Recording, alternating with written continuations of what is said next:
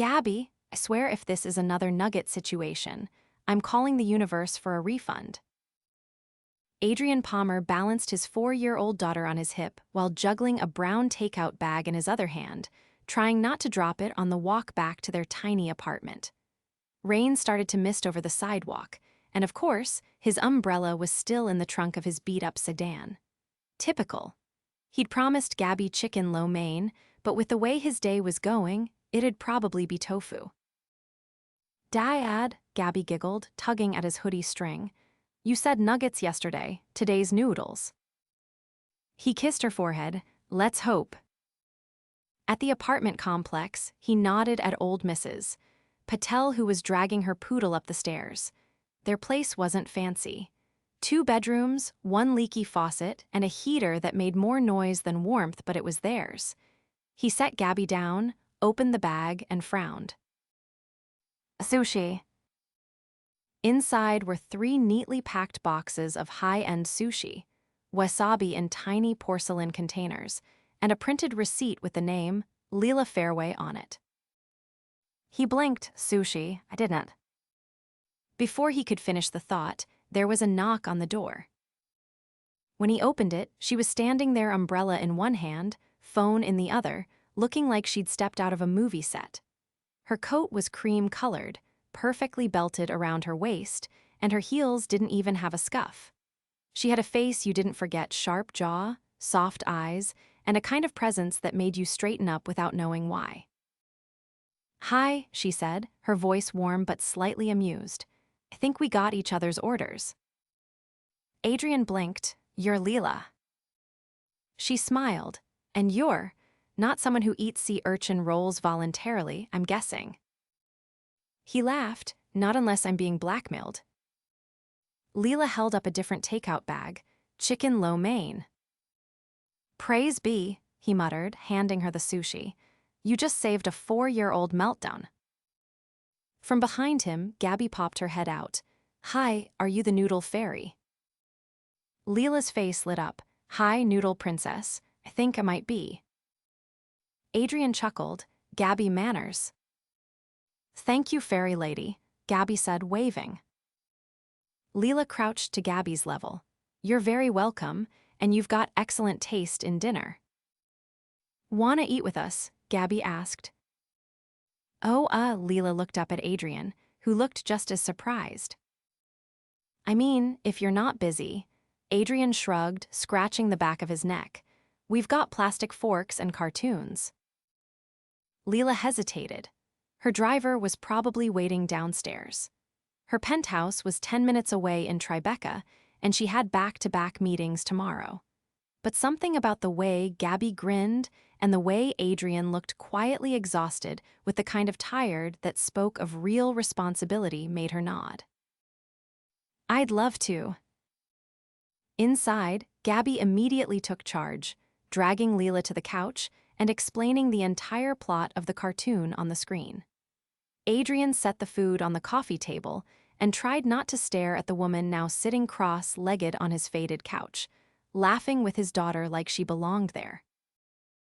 So, Leela said, picking up a fork, what do you do when you're not mixing up takeout? I work construction, Adrian answered. Freelance when I can get it. Otherwise, take care of Gabby. Her mom isn't in the picture. Leela's expression softened. That's a lot. It is, but she's worth every second. Leela looked over at Gabby, who was now pretending her noodle was a lasso. I can see that. He glanced at her. What about you? What do you do? Leela gave a small smile. I'm in finance, sort of. Sort of. Let's just say I sit in a lot of meetings, and people pretend I'm not the one signing their checks. He laughed. Sounds fake. Sometimes it feels fake. They talked for a while, about cartoons, school lunches, Gabby's obsession with dinosaurs. Leela stayed longer than she meant to. When she finally stood up, Adrian walked her to the door. Thanks for dinner, she said. You brought it. Still. He opened the door. You're welcome anytime. Leela looked up at him, her voice quieter. I might take you up on that. As she walked away, Adrian stared after her, heart pounding for reasons he couldn't explain. She was out of his league, he knew that. But she'd sat on his couch, laughed with his daughter, and didn't flinch away when he said he was a single dad who worked with his hands and barely made rent. He shut the door, trying not to think too hard about the way she'd looked at him just before she left. Back in her car, Leela stared out the window. Back to the penthouse, Miss Fairway, her driver asked. She nodded slowly, yeah, back home. But all she could think about was the tiny apartment, the man with kind eyes and calloused hands, and the little girl who called her the Noodle Fairy. And for the first time in a long time, Lila Fairway Billionaire, CEO, woman who ran empires, felt like she just met someone who saw her as more than a last name and a bank account. And she wasn't ready to let that go. Adrian stood in front of the mirror, adjusting the collar of his best button down, the only one without paint on the cuffs. He'd never worn it on a weekday before, let alone at this hour. Gabby sat on the edge of the bed, swinging her legs in rhythm with the cartoon theme song playing faintly from her tablet. You look like the dads in those movies, she said between bites of cereal. He turned, one eyebrow raised. What kind of movies? The mushy ones where they go on dates and kiss and stuff. She wrinkled her nose. You. Adrian laughed under his breath and ran a hand through his hair. I'm going to a meeting. It's not a date. Is it with Noodle Fairy? He paused. No, it's a job thing. That wasn't entirely a lie. The card Leela had left at his door the next morning, gold embossed with only her name, and a number led to a short, clipped phone call with someone named Monica, who spoke like a personal assistant and arranged a coffee meeting with a company Adrian had never heard of but apparently wanted to discuss his experience in residential restoration. He didn't know what any of that meant, but the interview was in a part of the city where the buildings didn't have chipped paint or flickering hallway lights. So he borrowed his cousin's car and dropped Gabby at daycare early, promising to pick her up with a juice box and a story. Now he stood outside the lobby of a glass tower that stretched into the sky like it owned the clouds. Inside, polished marble floors gleamed beneath his boots, and a receptionist with a headset greeted him by name before escorting him to an elevator. The office on the top floor didn't look like a place that hired guys like him. There were no blueprints, no exposed wires, no smell of drywall. Just floor-to-ceiling windows, curated sculptures, and silence that pressed in around him like velvet. He waited in a sleek leather chair until a woman in a slate-colored pantsuit stepped out of a glass-paneled room. Mr. Palmer, she asked. He stood. That's me. I'm Monica. Miss Fairway will be with you shortly. He froze. Miss Fairway. Before Monica could explain, Leela appeared at the end of the corridor, her heels tapping softly against the floor. She wore a navy dress that looked like it belonged on the cover of a magazine, but her expression was open, almost apologetic. Thanks, Monica. I'll take it from here, she said, stopping in front of Adrian. You, he asked, keeping his voice low. Leela gestured toward her office. Come in. He followed her inside, trying not to look as out of place as he felt. She closed the door behind him and motioned to the chair across from her desk. I should have told you, she began, settling in behind the desk. I didn't want to scare you off. Adrian sat down slowly. Scare me off with what exactly? She exhaled. I own this company and a few others. Finance wasn't the whole story. He leaned back, folding his arms. So you're not just someone who orders sushi and gets lost in the wrong building. No, she admitted. But I wasn't lying about enjoying dinner with you and Gabby. That part was real. He stayed quiet, his gaze flicking to the skyline behind her. Why bring me here? Because I think you're talented, she said. I saw the woodwork in your hallway. the way you fixed that railing with limited tools. That's skill. My company's expanding into real estate development. We need contractors who care about the details." Adrian blinked. "So this is a job offer?" "A proposal to consider one," she said. "You'd work under our project lead, but with flexibility. I know you've got Gabby. We'd adjust your hours to fit." He stared at her, unsure whether to be flattered or suspicious. "Is this about dinner?" "No," she said firmly. "This isn't charity. I don't do pity hires. I saw something in you and I want to give you a shot." Something in her tone cut through his skepticism. She wasn't playing a game. This wasn't a setup, but it still felt like he'd stepped into someone else's life. "Can I think about it?" he asked. "Of course." He stood, gripping the back of the chair. "I didn't know who you were." "I liked that," she said quietly. He hesitated, then opened the door and walked out into the hallway, his pulse still racing. Downstairs, he drove back to the other side of the city, where the potholes were deeper and the buildings sagged under their own weight. At pickup, Gabby ran into his arms, her backpack bouncing behind her. "You got the job?" she asked, looking up at him. "I think so," he said, lifting her onto his hip. "But it's not just a job, it's something different." She tilted her head, "Like a quest." He smiled, "Yeah, like a quest." That night, after Gabby fell asleep, he sat at the kitchen table, the card Leela had given him resting next to his half-empty coffee mug. He turned it over in his fingers, thinking about the way she'd looked at him not with pity, but with quiet certainty. Across town, in her penthouse that overlooked the river, Leela stood on her balcony, arms wrapped around herself. The city glittered below her, full of everything she had built. But all she could think about was the man who had answered the door in a hoodie, the way his eyes had narrowed when he was confused, and how he'd made her laugh without trying. She didn't know where any of this would lead. But for the first time, she wanted to find out. Adrian adjusted his grip on the power drill and stepped back to study the framework he'd just installed. The new site, an upscale brownstone renovation in the West Village, was nothing like the places he usually worked. No peeling drywall or sagging beams. Everything here was polished, precise, and expensive, judging by the imported marble slabs stacked near the entrance. He wasn't used to working with a crew that wore logoed polos instead of paint-streaked flannels, or taking orders from a project lead who used words like aesthetic cohesion. But he was learning quickly. And more than that, he was working steady hours with good pay and a flexible schedule that let him pick Gabby up before the sun went down. What he wasn't used to, what he couldn't stop thinking about, was the woman who made it all possible. Leela hadn't contacted him since that day in her office. No calls, no unexpected visits, not even a message through Monica.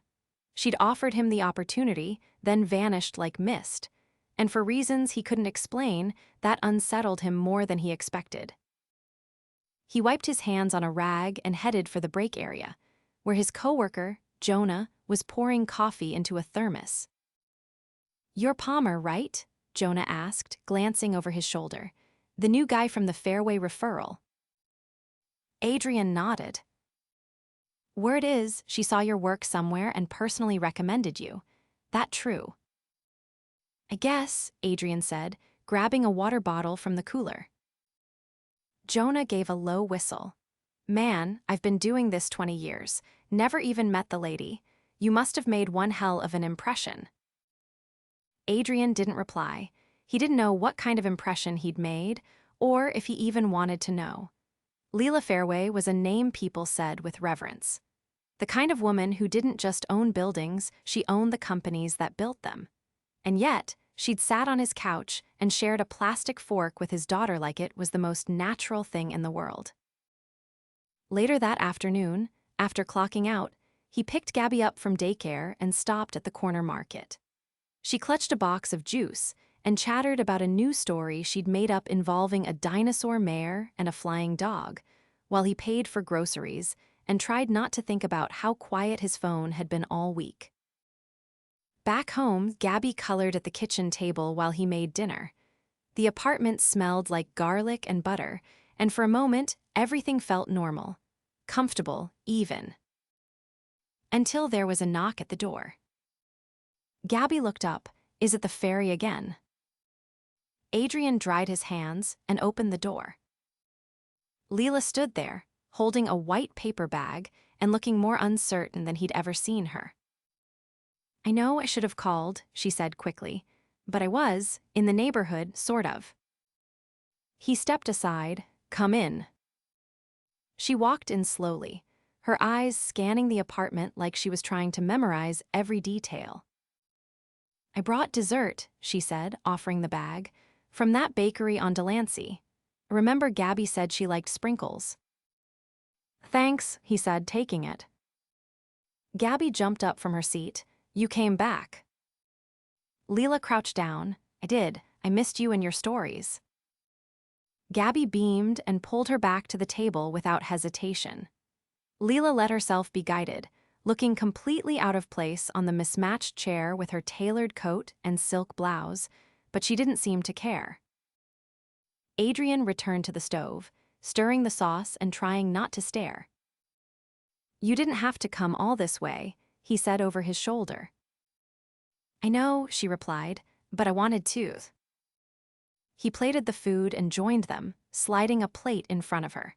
She gave him a grateful look, and for a while, they ate in companionable silence, listening to Gabby narrate her latest drawing.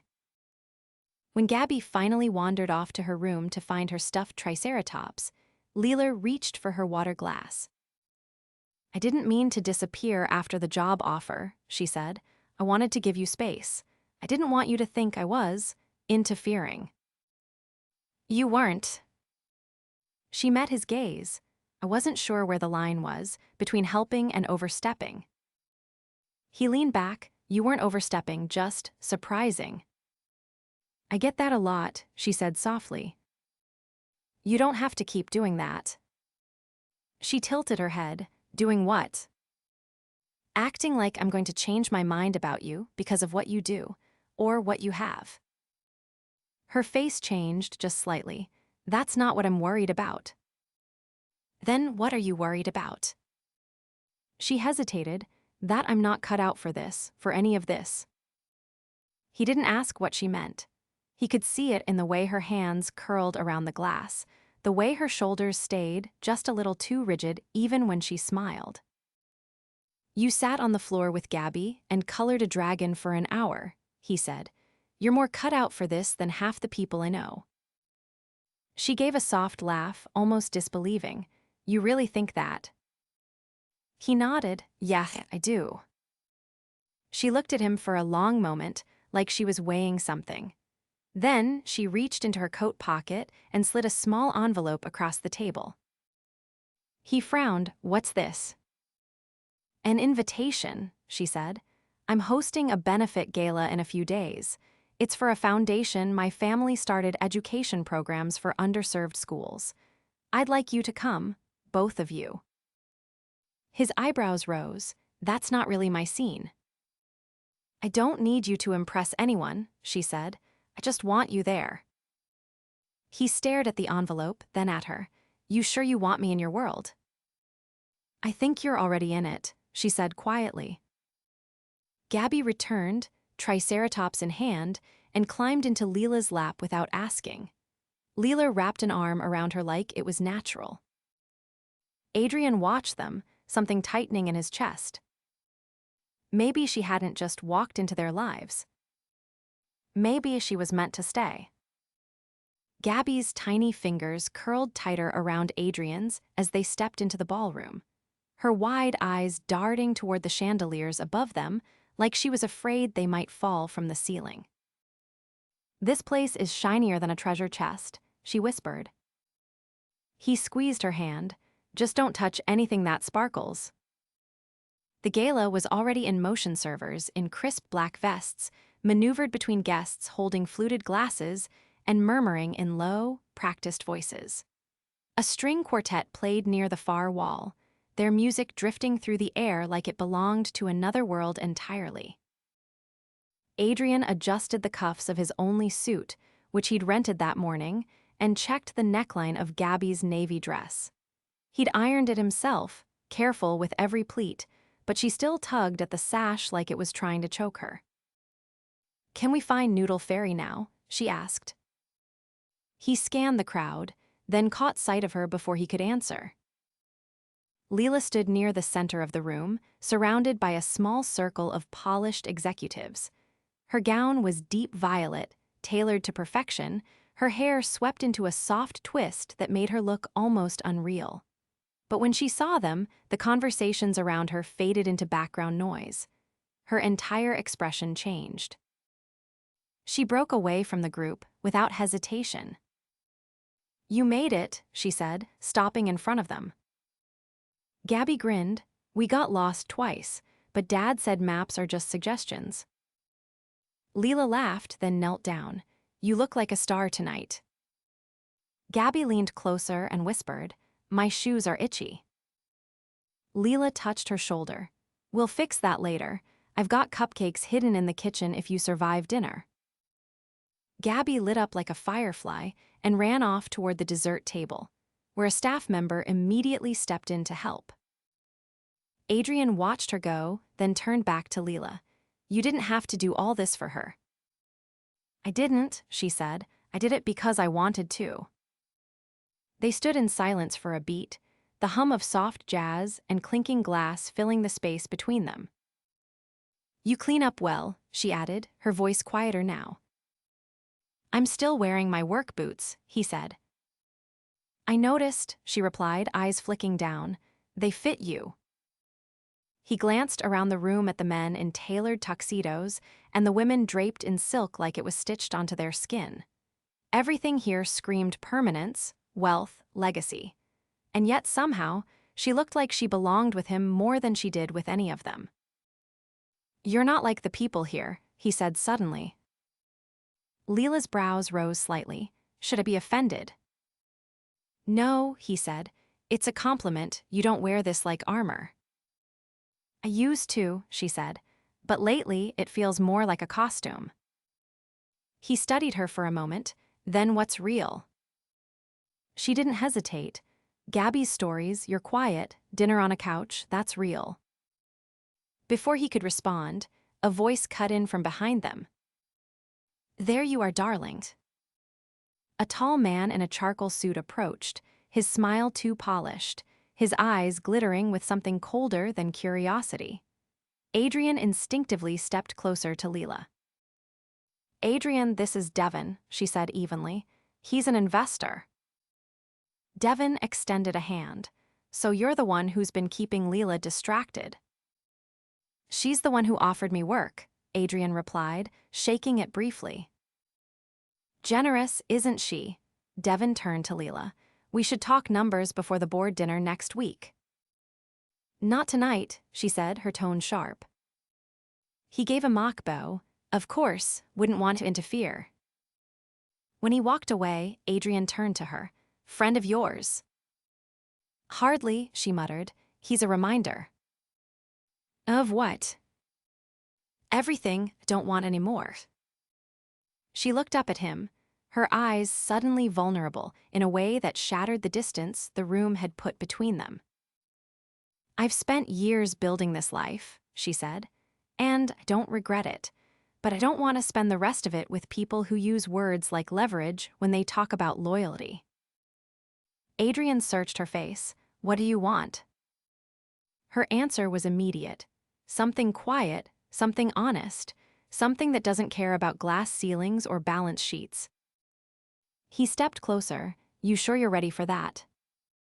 She smiled, not a perfect, poised smile, but one that reached the edges of her eyes.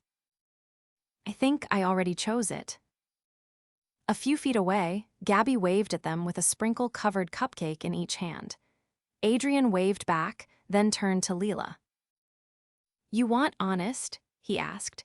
"I don't know how to do this. I've never been with someone who owns more than one set of matching wine glasses." "That's okay," she said.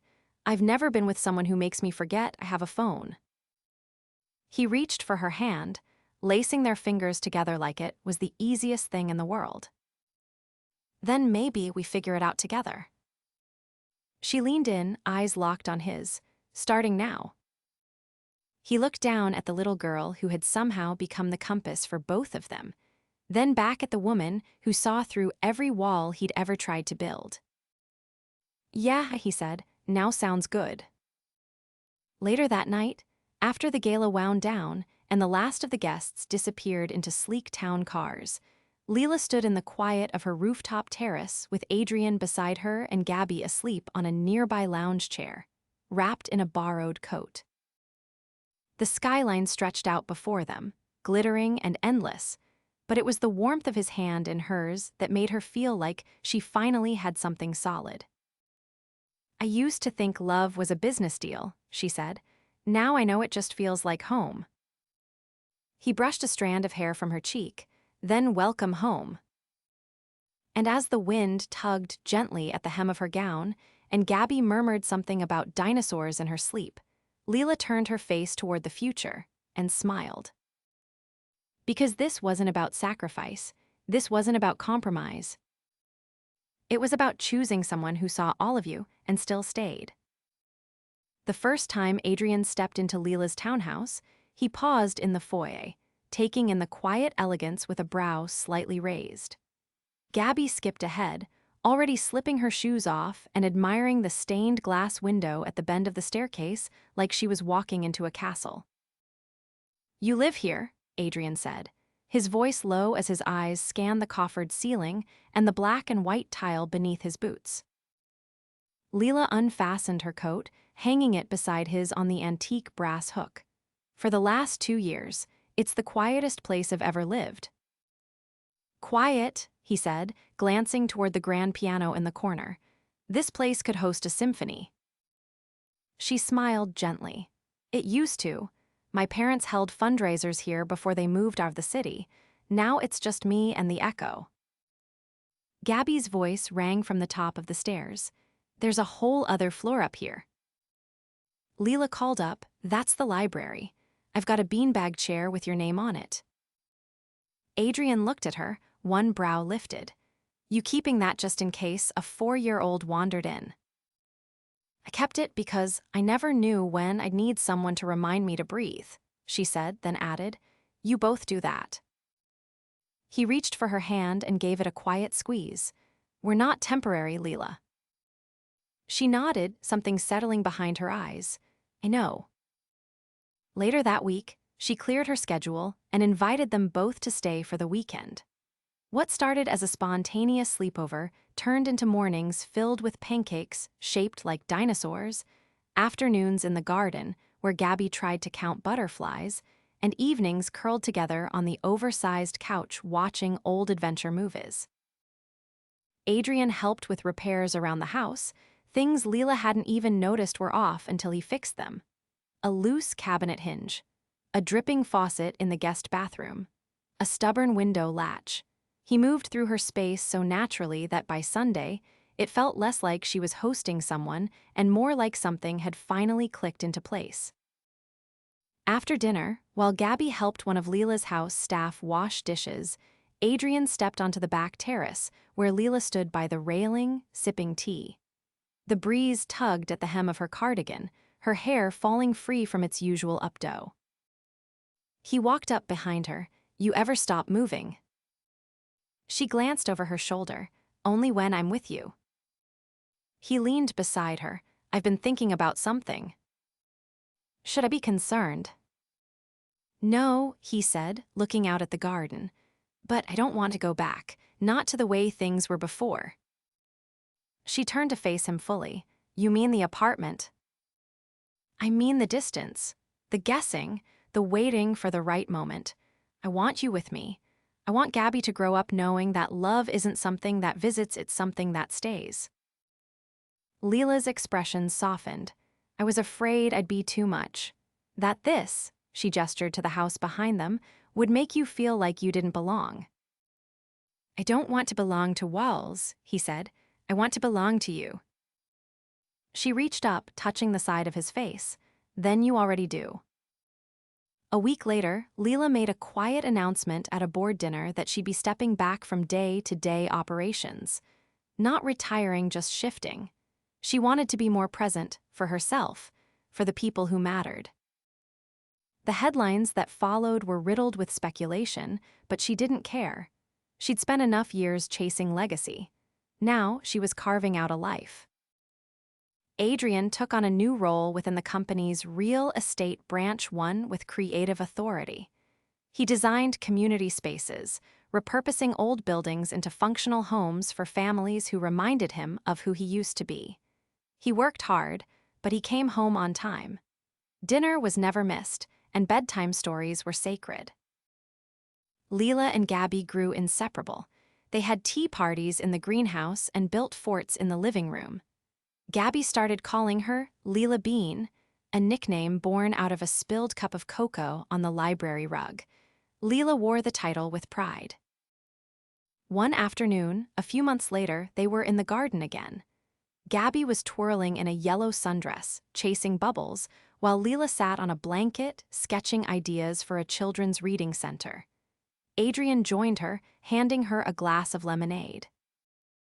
He waited until Gabby was chasing a butterfly near the fence, before pulling something small and velvet from his pocket.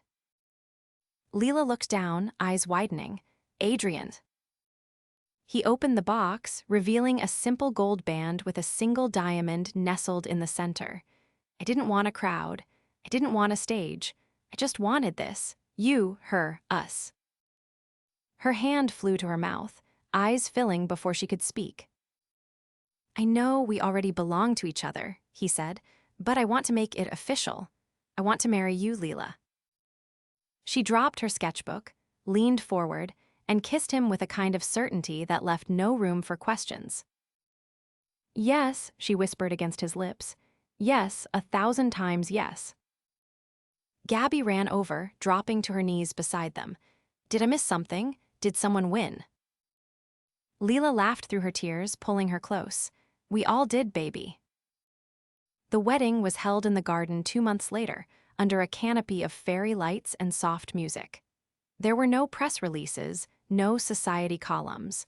Just friends, family, and the kind of love that didn't need to be announced to be real. Gabby wore a flower crown and walked Leela down the aisle. Adrian waited with his hand over his heart, eyes never leaving the two girls who had changed his life. And when they said their vows, it wasn't about promises made in front of others, it was about everything they'd already lived. The quiet nights, the laughter, the way they'd found each other across a city full of strangers. They didn't need a mansion or a fairy tale to feel rich. They had each other. And that was more than enough.